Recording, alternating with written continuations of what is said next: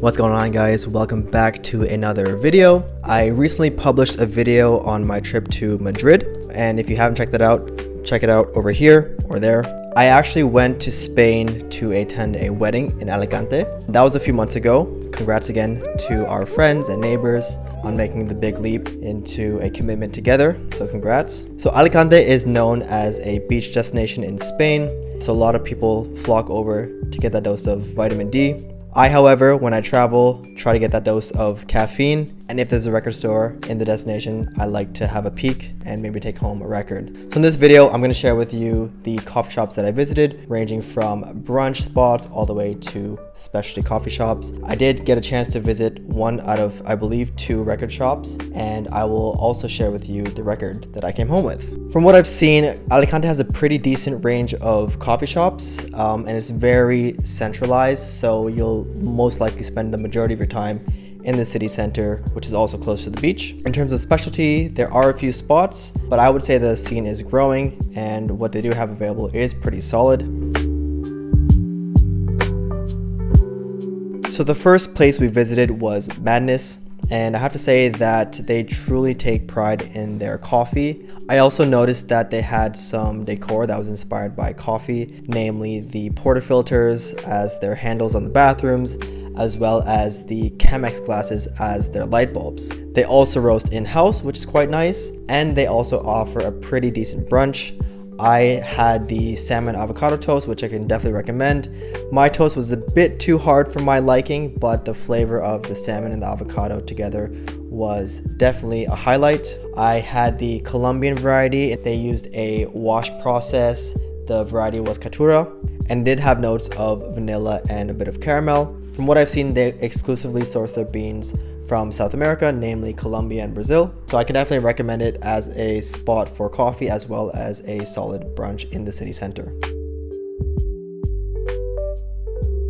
Just a bit north from Madness was Mimosa, which is primarily known as a brunch spot. The coffee, in my opinion, was a hit or miss. I personally ordered the flat white, and it came out with a little bit more milk than I personally take it. However, the flavor of the coffee was pretty solid. At the time, I was craving pancakes, so that's what I ordered.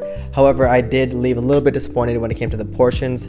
Could be that I was quite hungry as well. So if you want to satisfy your hunger, maybe the pancakes aren't the best choice. I did, however, like the taste, considering that I am also Canadian and I take pride in my pancakes and maple syrup. Highlighted for me was probably the interior. I'm quite into that boho style, and they definitely nailed that at this place. But if you want a decent brunch, definitely check out this place. If you're there for the coffee, I could probably recommend other spots.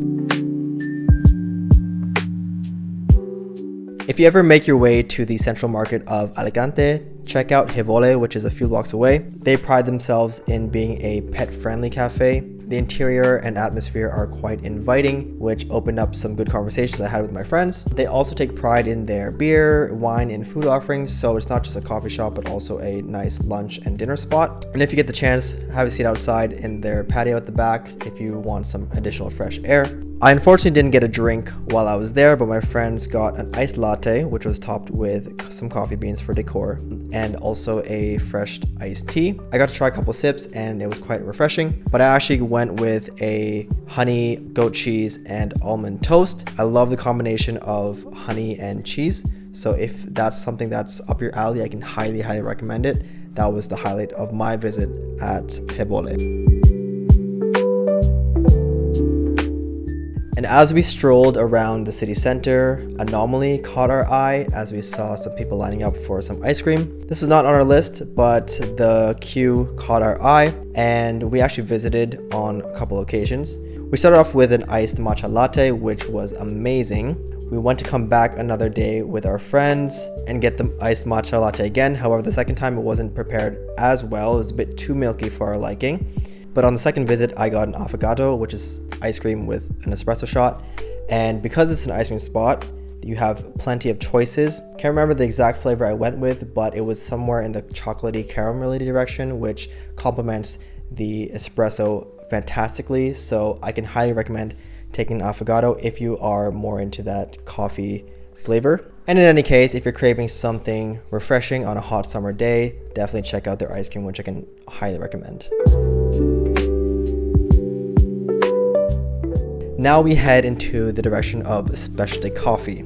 So Donde surprised me in many ways. Upon first glance, it does look like a hole in the wall because it's very small, but I can highly recommend popping in.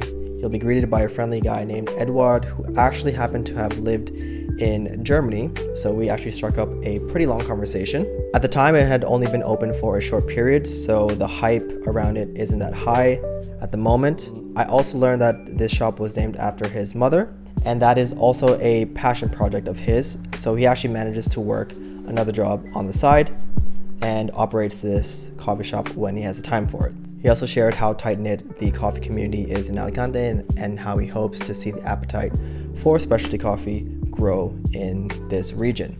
We visited on 2 occasions actually. The first one, we tried an iced coffee, actually using these beans right behind me. These ones are from Colombia, but they're actually roasted locally in Alicante.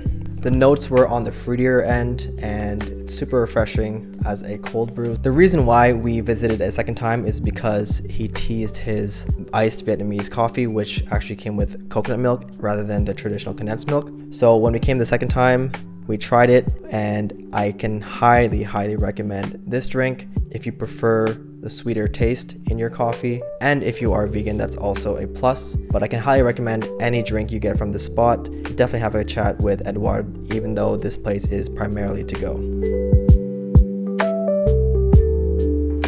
And even though we had Swallow on our list, it was highly recommended by Edward, not only because he knows the owners, but of how fantastic it is from the interior all the way to the drinks. At first glance, this coffee shop gave me yoga mom hipster vibes, and I know I fall into that category too.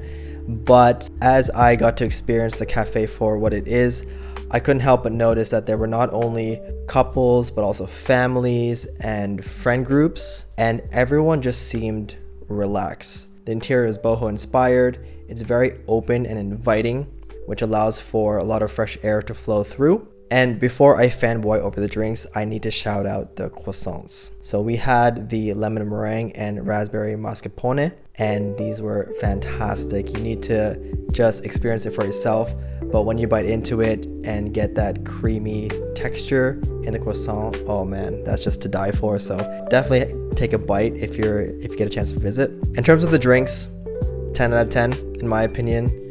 I've had my fair share of fruity matcha drinks, but I've never had a watermelon matcha up to this point. The natural sweetness really complements the typical bitterness of the matcha, and on top of that, it being iced was the cherry on top to refresh my palate on that hot summer day. And the cold brew was quite positively surprising. It immediately gave me yellow fruits as notes, and I wanted these beans so bad, but they didn't have any in stock. But I got a chance to talk to the owner, and he said that if you come back the next day that I'll have a bag for you. So I held him accountable, reached out to him via Instagram, and the next day he gave me this unlabeled bag with 250 grams of the beans and had my name on it as well.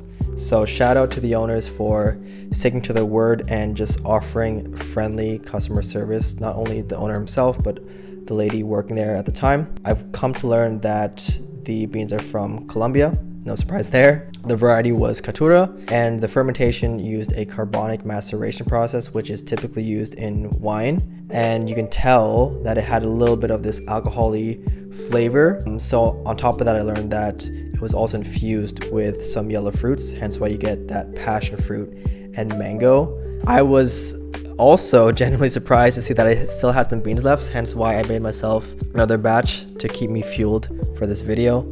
So I'll go ahead and take another sip of it. Ooh, yeah. I think the sweetness is kind of fading a little bit because it's been about a couple months now since I've opened it, but I do taste that note of creaminess in the aftertaste. But yeah, if there's one coffee shop I can recommend if you don't go to any other one, it's definitely Swallow.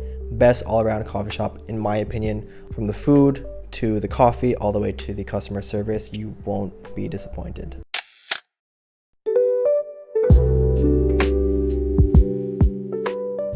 When it comes to the record shops, Alicante is not really known for their music scene, at least in terms of record shops. So I did get a chance to visit one out of the two that I saw on Google Maps, and that was Naranja y Negro. As the name suggests, it did have kind of a Halloween theme because it was orange and black all over the shop, but it was packed with great stuff.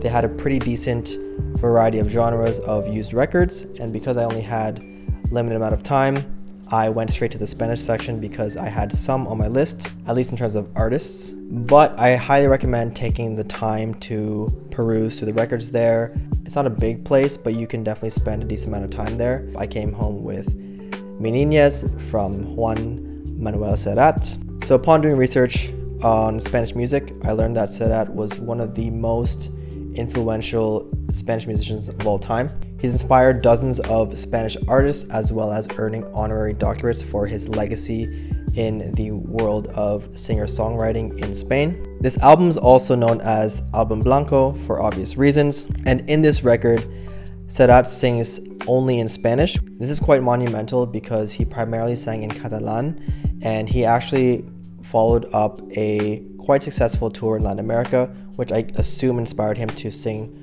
only in Spanish on this record, which he did quite well. Not only did he jump from Catalan to Spanish, but he also increased in terms of quality from what I've read online. This is also due to the help of his composer Ricardo Morales, who is also a well-known composer in Spain with roots in jazz music specifically. I also learned that it is the only record that doesn't include any adaptations to other songs, so it is virtually all original. All of these risks paid off, as this album ended up being his third best-selling album of all time, as well as gaining international success. The core theme of this album is romance, however, he does manage to weave in and sprinkle in a bit of irony and humor in songs like Señora and Muchacha Típica. So if you're into that singer-songwriter style and want a little taste of what Spanish music sounded like in the 90s, 80s, definitely check out Serrat and his work, and I promise you, you will not be disappointed.